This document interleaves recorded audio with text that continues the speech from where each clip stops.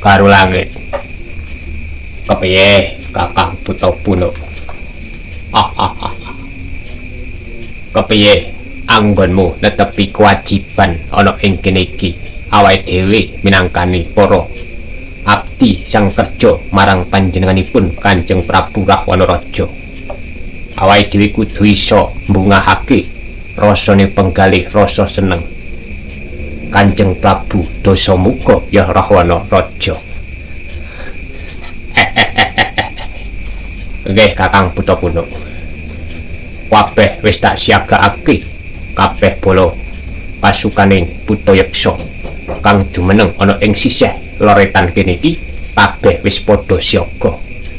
Sak wayah-wayah dibutuhke tenagane kanggo ngusir pasukane Rama Wijaya. Awake dhewe tetep siap siaga, Kakang. Ya. Kepiye wil kata sini? Ngene Kakang ngene.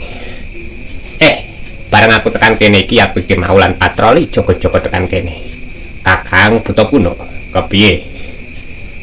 Sadurunge aku matur iki tekan kene iki ya aku ngerti ana salah siwijine pasukan Yaksa Buta kang semaput ana ing kene iki.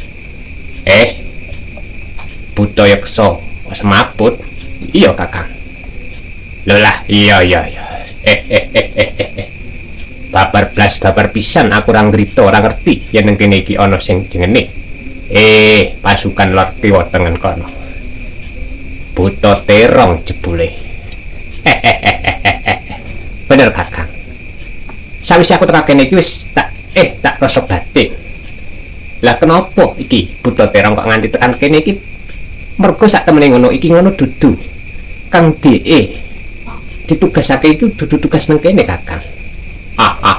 Pancen bener. Buta terong dudu tugas nang kene. Lagi kepiye ceritane kok nganti semaput klesetan nang kene? Wis awake dhewe iku kudune digugah ditangeke mengko-mengkone ditakoki penyebabe piye kok nganti tekan kene nganti kepiye penake. Ya, gugah ana. Siapa Kang? Terong tangi. Aduh, piang. Buta terong. Ngene. Awakku rasane pegel kabeh iki ngono awakku iki lagi baris tandu tanding karo sing jenenge pasukane Rama Wijaya. Gegerku rasane ora kepenak kabeh, ora kepenak babar pisan ora iso kepenak. Buta terong. Kepiye Kakang Buta Puno? Aduh, tak mapakne awak dhisik.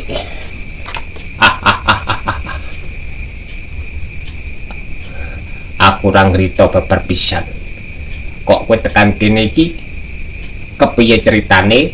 Piye asal usule Buta terong? Buta wil kata sini. Kepiye? Garu langit. Iya, kepiye? Ngene. Aku iki mau sak temene adu tanding karo sing jenenge Raden Lesmana.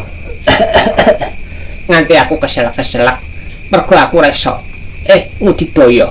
Babar pisan aku ora nyangka ora ngira yen sing jenenge Pangeran Lesmana iku duweni dikdaya. Aku lan karo sak bola kanca Buta Cakil, Buta Elat Melet, Buta Tirta Geni, Buta Rambut Geni kabeh iso dipukul mundur nganti aku sempoyongan semaput nang kene iki. Aku tekan kene iki sak temene ngene lho Kakang Buta Puno. Kepiye? Aku arep matur. Aku arep bali ana ing istana. Ana ing matur ing Kanjeng Prabu Rahwana Raja, rumangsa aku isin yen nganti kalah perang karo sing jenenge Raden Lesmana. Mula saka itu Kakang, aku karo awake dhewe kan padha-padha my best friend-e, padha-padha kancane. Iya, bener. Lah mula saka iku aku njaluk tulung. Sing jaga ana ing regu kene ya iwang-iwang ana ngono. Ya ora apa-apa. Aku ngerti apa sing mbok maksud Buta terong. Garu langit lan wil kata sini. Kepiye Kakang? Iya Kepiye Kakang? Iki dina awake dhewe iki nampa kurang kepenak kabar sing ana ing sumelang atiku. Yen nganti iki krungu Sang Prabu dalem, yen Bulata terong sadaya kancane padha kalah ana ing medan peperangan. Mongko iku awake dhewe kabeh yeksa buta padha saguyub rukun, saguyub bantu sing perlu dibantu. Lamun saka iku, merga buta terong wis kuwalahan ngadepi pasukane Rahwana Raja. Pasukane Rahwana Raja wis padha kalah karo sing jenenge Rama Wijaya. Lah, mulai saka iku Garulangit kepiye? Wil kata sini, iya Kakang kepiye?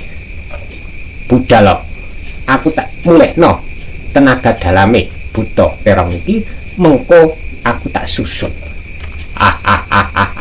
Buta terong, kepiye? Bentuk pawujudane sing jenenge Lesmana iku kaya kepiye? Bener, ben ngerti, ben gamblang jelas padang arep padang guri. Mengko sadurunge kleru. Ngene. Lesmana iku bagus priyayine. Pasuryane ya kulit-kulitane wis bagus. Ya. Yen ngono budal. Ya, ayo.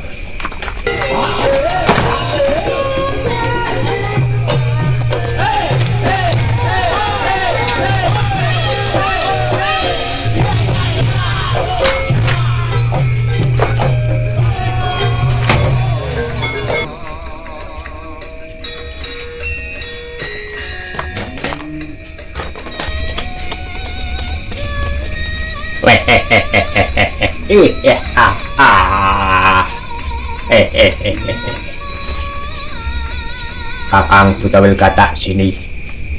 Kepiye Kakang Garulangit.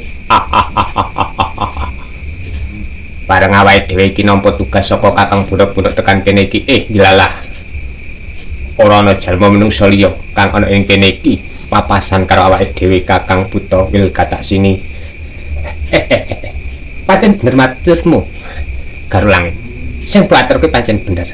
Nalikane awake dhewe iki mau budal saka perintah Kakang Budak supaya awake dhewe iki nutut balas karo sing jenenge Pangeran Lesmana. Delana iki ana ing tengah dalan kene iki antarane pasukane Rahwana bakal lewat tekan kene. Bener. Mesti iki pawongane sing gawe Buta Terong sempoyongan semaput nganti klesetan nang kono kae. Ladalah. Takoni Kang. Yes, tak takonane. Ya bagus. Sopo jenengmu? Aku. Iya, kowe. Bocah semprul. Ditakoni nalah aku. Apa ana wong liya sing sak temene ana ing kene kok nganti kowe muni aku? Aku Pangeran Lesmana. Lho lah, ya, bongkek kowe. Kakang Buta wil kata sini. Kepiye Kakang Garulang? Mangsane wis di depan mata. Kering rancang-rancang piye penake piye? Lesmana. Kepiye Buta-buta? Aja muni kepiye.